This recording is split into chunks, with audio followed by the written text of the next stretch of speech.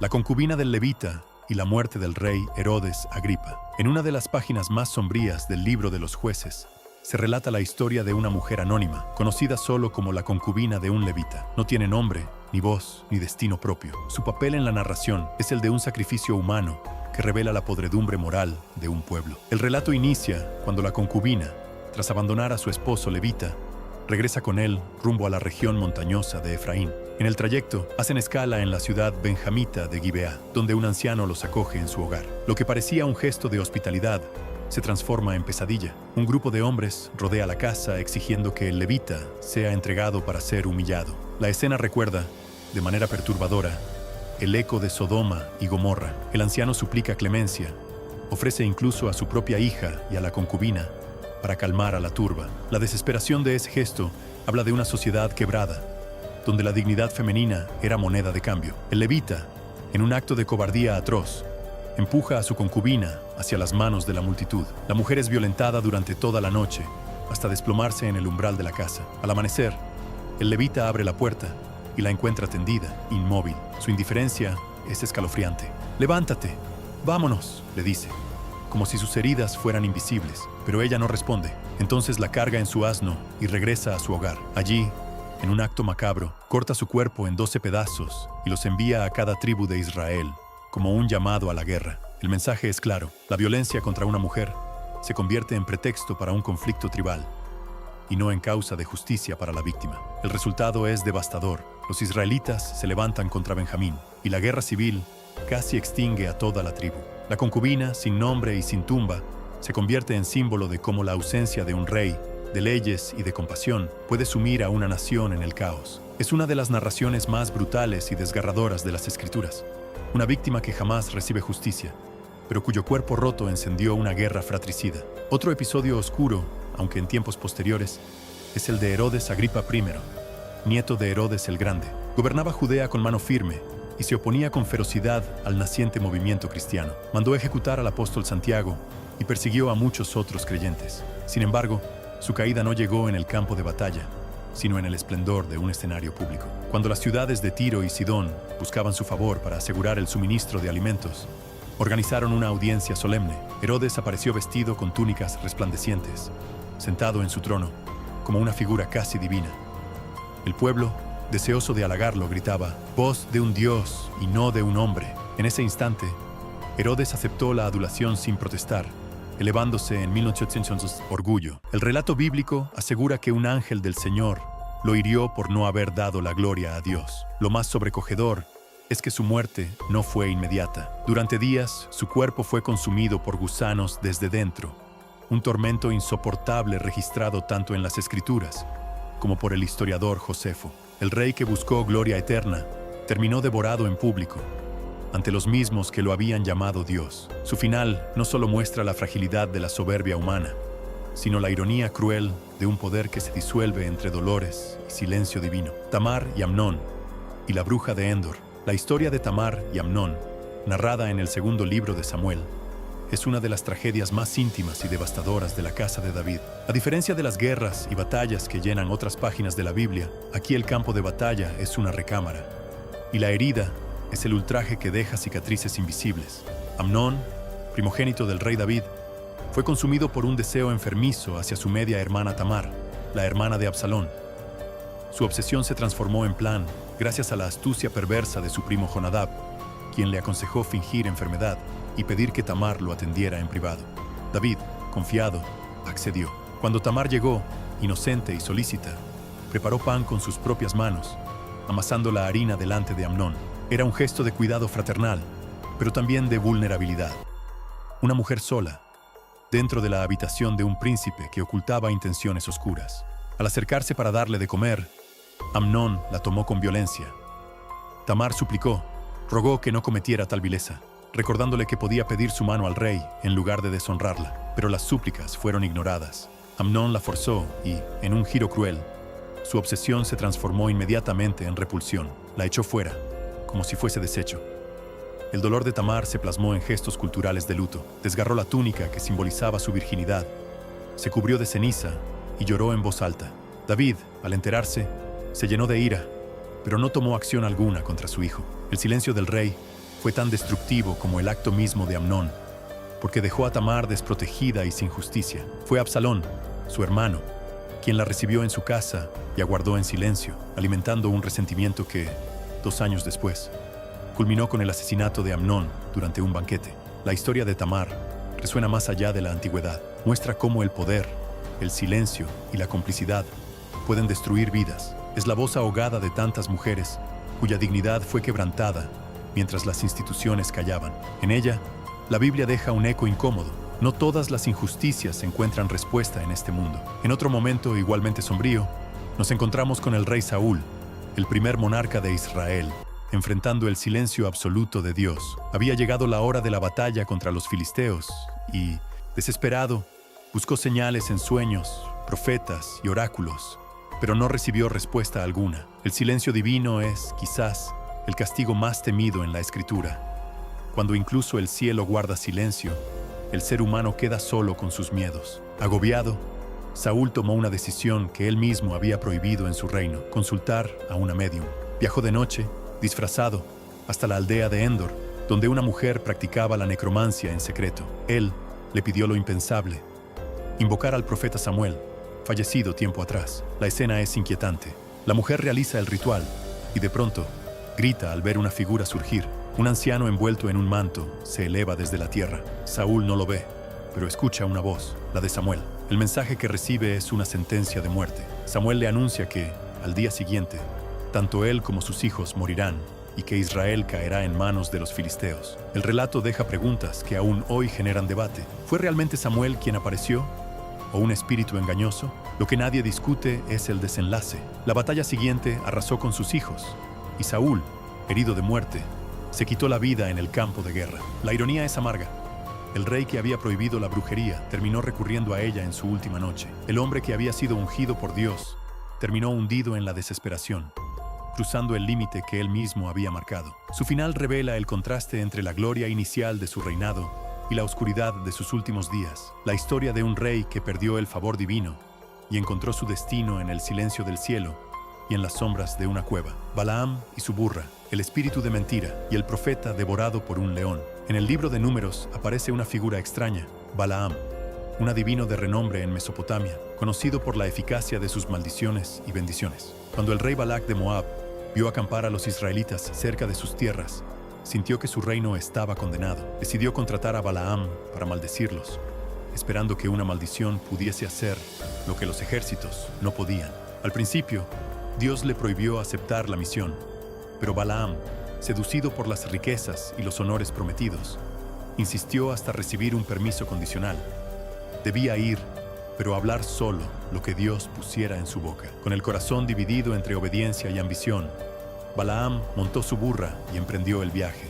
Fue entonces cuando ocurrió uno de los pasajes más desconcertantes de las Escrituras. 3 veces un ángel con espada desenvainada se interpuso en el camino.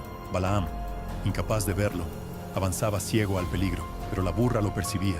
Primero se desvió hacia un campo, luego apretó el pie de su amo contra un muro y finalmente se echó en el suelo. Cada vez, Balaam respondió golpeándola con furia. En un giro inesperado, Dios abrió la boca del animal. La burra habló, preguntándole por qué la maltrataba. El hombre, en su ceguera espiritual, respondió como si fuera lo más natural discutir con una bestia. Solo entonces se le abrieron los ojos y vio al ángel listo para matarlo. Comprendió, humillado, que la burra había salvado su vida. El episodio es irónico.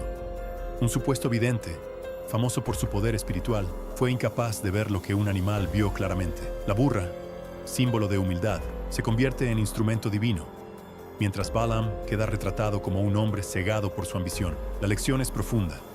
A veces el ego humano necesita ser confrontado por lo más simple para recordar que la verdadera visión no nace de la codicia, sino de la obediencia. Más adelante, otro episodio nos enfrenta con el misterio de la verdad y el engaño. El rey Acab de Israel planeaba recuperar Ramot de Galaad, un territorio en disputa con Siria. Convenció a Josafat, rey de Judá, de unirse a la campaña. Pero antes de marchar, Josafat pidió consultar a los profetas. 400 consejeros de la corte anunciaron victoria. Todos repetían el mismo discurso, como un coro diseñado para complacer al rey. Josafat, inquieto, pidió otra opinión. Entonces trajeron a Micaías, un profeta marginado por Acab, porque nunca le profetizaba cosas buenas. La visión de Micaías fue perturbadora. Dijo haber visto al Señor en su trono celestial, preguntando quién engañaría a Acab para que cayera en batalla. Un espíritu se ofreció, pondría mentiras en la boca de los profetas.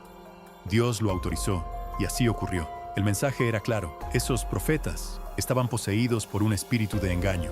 A pesar de la advertencia, Acab despreció la verdad, se disfrazó en la batalla para confundir al enemigo, pero una flecha lanzada al azar atravesó la unión de su armadura y lo mató lentamente. El relato es inquietante, un Dios que permite la mentira como instrumento de juicio. Acab quería escuchar victoria, y eso recibió, aunque la verdad ya había sido revelada. El espíritu de engaño no fue el verdadero problema.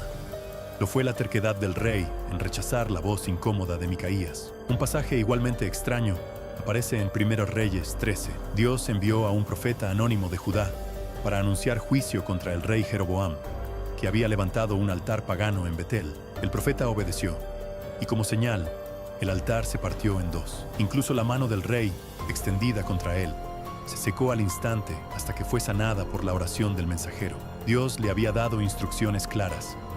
No debía comer ni beber en aquel lugar, ni regresar por el mismo camino. La orden parecía sencilla, pero tenía un propósito: marcar la diferencia entre obediencia y contaminación. En su viaje de regreso, un anciano profeta de Betel lo alcanzó. Le mintió diciendo que un ángel le había ordenado llevarlo a su casa para compartir pan. El joven profeta cedió, confiando más en la palabra del hombre que en la instrucción directa de Dios. Durante la comida, la voz divina habló a través del anciano. Por haber desobedecido, el joven no regresaría vivo a su tierra. Poco después, un león lo atacó en el camino. El detalle más inquietante es que el león no devoró el cuerpo ni tocó al burro que lo acompañaba. Simplemente permanecieron allí, inmóviles, como un monumento viviente a la advertencia divina. El viejo profeta, consumido por el remordimiento, recogió el cadáver, lo enterró en su propio sepulcro y pidió ser sepultado junto a él cuando muriera. Así, el engañador terminó compartiendo tumba con aquel al que había condenado. La escena resalta la fragilidad humana frente al engaño. Incluso un profeta puede errar si ignora la voz de Dios por confiar en la de otros. El león que mata, pero no devora, es el recordatorio aterrador de que la obediencia no admite medias tintas. Lot y sus hijas, la masacre de Siquem y la hija de Jefté tras la destrucción de Sodoma y Gomorra. Lot escapó con sus 2 hijas hacia las montañas. Su esposa, incapaz de desprenderse del pasado, miró hacia atrás y quedó convertida en estatua de sal. Así, solo ellos 3 quedaron con vida, refugiados en una cueva apartada, rodeados por un silencio que parecía absoluto. Las hijas de Lot, viendo el mundo reducido a cenizas, llegaron a una conclusión desesperada. Creyeron que la humanidad había terminado y que debían asegurar la descendencia de su familia. La idea que nació en sus mentes refleja la confusión entre supervivencia y pecado. Una noche, la mayor embriagó a su padre y se acostó con él mientras estaba inconsciente. La siguiente noche, la menor repitió el mismo acto. De esos encuentros nacieron Moab y Ben-Amí, fundadores de pueblos que con el tiempo serían enemigos de Israel. El texto bíblico no emite juicio directo, ni reprueba ni aprueba, simplemente narra los hechos y deja la tensión en el aire. ¿Fue un acto de instinto por preservar la vida o un pecado envuelto en desesperación? La historia de Lot y sus hijas incomoda precisamente porque no ofrece respuestas. Solo preguntas que resuenan en lo más profundo de la moral humana. Años más tarde, en el libro de Génesis, otra historia sombría se desarrolla en torno a Dina, hija de Jacob y Lea. Cuando ella salió a visitar a las mujeres de la región, fue vista por Siquem, hijo de Amor, príncipe de aquella tierra. El joven la tomó por la fuerza y luego, en un giro extraño, la amó y deseó casarse con ella. Hamor y Siquem acudieron a Jacob para pedir la mano de Dina, ofreciendo una alianza generosa, matrimonios mixtos, intercambio de riquezas y convivencia pacífica. Pero los hijos de Jacob, especialmente Simeón y Leví, respondieron con engaño. Aceptarían la unión con una condición: que todos los varones de la ciudad fueran circuncidados. La propuesta parecía un pacto religioso, pero escondía un plan de venganza. Siquem, cegado por su deseo, convenció a los hombres de la ciudad, prometiéndoles acceso al ganado y riquezas de Jacob. Todos aceptaron, pero al tercer día, cuando el dolor de la circuncisión los dejó indefensos, Simeón y Leví tomaron sus espadas y asesinaron a cada varón, incluyendo al príncipe y a su padre. Dina fue rescatada, pero la ciudad quedó en ruinas. Los demás hijos de Jacob se unieron al saqueo tomando mujeres, niños y bienes como botín. La violencia desatada en nombre del honor dejó una mancha en la historia de Israel. El acto fue una mezcla de justicia personal y brutalidad colectiva, donde un signo sagrado, la circuncisión, se convirtió en herramienta de traición y muerte. El propio Jacob reprendió a sus hijos, no por el crimen en sí, sino porque habían puesto a la familia en peligro de represalias. Una vez más, el relato bíblico deja al lector en tensión. ¿La venganza fue justicia o un exceso sangriento que profanó lo sagrado? Otro pasaje impactante se encuentra en la historia de Jefté, juez de Israel. Nacido del vientre de una prostituta, fue rechazado por sus hermanos y expulsado de su hogar. Marginado, se convirtió en un líder de guerreros errantes. Pero cuando los amonitas amenazaron a Israel, los mismos ancianos que lo despreciaban lo llamaron para guiar al pueblo en batalla. Antes de luchar, Jefté hizo un voto imprudente. Prometió que si Dios le daba la victoria, ofrecería en sacrificio al primero que saliera de su casa a recibirlo. El voto revela la mezcla de fe y desesperación de un hombre que buscaba asegurar su destino. Israel venció, y el regreso de Jefté fue triunfal. Pero al llegar a casa, la primera en salir fue su única hija, bailando con panderos para celebrar la victoria de su padre. La escena se vuelve insoportable. La promesa que debía sellar su éxito se convierte en la condena de lo que más amaba. La joven aceptó su destino con serenidad, pidiendo solo 2 meses para vagar por los montes con sus amigas, llorando su virginidad y la vida que no tendría. Al volver, su padre cumplió el voto. La Biblia no describe intervención divina alguna. No hubo carnero que sustituyera a la víctima, ni voz celestial que detuviera el sacrificio. Solo silencio. La victoria de Israel fue manchada por una tragedia personal. Jefté ganó la guerra, pero perdió a su linaje. Su historia recuerda cómo los votos precipitados y la fe mal entendida pueden convertirse en cadenas que arrastran a la desgracia. Eliseo y los osos, y el asesinato de Eglón por Ahod. Después de que el profeta Elías fue arrebatado al cielo en un torbellino, su sucesor Eliseo inició su ministerio con un acto milagroso: purificar las aguas envenenadas de Jericó. Era un comienzo lleno de esperanza y sanidad, un símbolo de vida. Sin embargo, poco después, se desarrolla una escena que rompe cualquier imagen de dulzura y muestra el peso del temor reverente hacia los profetas. Mientras Eliseo avanzaba hacia Betel, un grupo de jóvenes salió al camino para burlarse de él. No se trataba de simples bromas. En una cultura donde la autoridad de un profeta representaba la voz de Dios, su burla era un acto de abierta rebelión contra lo sagrado. Lo llamaban calvo, entre risas y gritos, invitándolo con sarcasmo a que ascendiera como Elías. Era una provocación que cuestionaba su legitimidad y ridiculizaba el poder divino.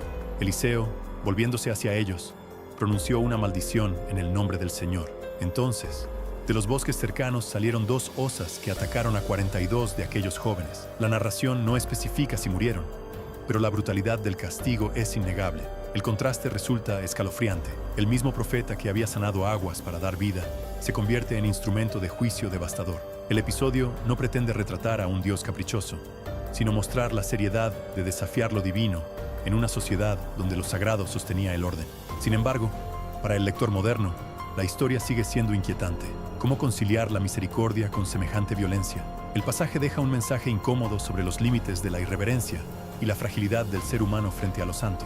En el libro de los jueces, encontramos otro relato sangriento, aunque en este caso envuelto en un tono de resistencia y liberación. Israel había sido sometido durante 18 años al dominio de Moab, bajo el reinado de Eglón, un monarca obeso que imponía tributos pesados sobre el pueblo. En respuesta a las súplicas de Israel, Dios levantó a un libertador inesperado, Ahod, un hombre zurdo de la tribu de Benjamín. Ahod elaboró un plan arriesgado. Forjó una daga de doble filo, de unos 45 centímetros, y la escondió bajo su túnica, amarrada a su muslo derecho, donde los guardias no solían revisar. Con ese secreto, encabezó la delegación que llevaría el tributo al rey moabita. Tras entregar la carga, envió a sus acompañantes de regreso, pero él volvió solo, solicitando audiencia privada con Eglón. Con astucia, dijo al rey que tenía un mensaje de Dios para él. Intrigado, Eglón despidió a sus siervos y se quedó solo en su aposento superior. Fue su error fatal. Cuando el rey se inclinó para escuchar, Ahod sacó la daga con su mano izquierda y la hundió en el vientre de su enemigo. El detalle que la Biblia registra es crudo. La hoja penetró tan profundamente en la grasa del rey que la empuñadura desapareció y sus entrañas se derramaron en el suelo. Ahod dejó la espada clavada, cerró la puerta y escapó por una salida lateral. Los sirvientes, al regresar, Pensaron que el rey estaba ocupado en sus necesidades, pues el hedor del cuarto era insoportable. Esperaron demasiado, y cuando finalmente entraron, encontraron a su señor muerto. Para entonces, Ahod ya había huido, reuniendo a Israel y lanzando un contraataque que derrotó a Moab y devolvió la libertad a su pueblo. La Sesham historia mezcla violencia, astucia y fe. El libertador surgió de lo inesperado, un hombre zurdo en una cultura que lo consideraba una desventaja. Pero en su diferencia estaba su arma secreta. La ironía es poderosa. Aquello que parecía debilidad se transformó en la clave de la liberación. Estas historias, desde la concubina del levita hasta la muerte de Eglón, componen un mosaico perturbador del lado más oscuro de las escrituras. No son relatos diseñados para tranquilizar, sino para sacudir. Muestran la brutalidad de un mundo donde la fe, la política y la violencia se entrelazaban sin fronteras claras. La Biblia, en estos pasajes, no oculta las sombras de la humanidad, las exhibe. Nos enfrenta a preguntas sin respuestas fáciles y nos recuerda que lo sagrado no siempre se manifiesta en ternura, sino también en juicio, silencio y tragedia. Son relatos que no buscan cerrar con moralejas simples, sino abrir la puerta al misterio, a la reflexión y a la inquietud de un Dios que permite que la historia humana se escriba con luces y con sombras.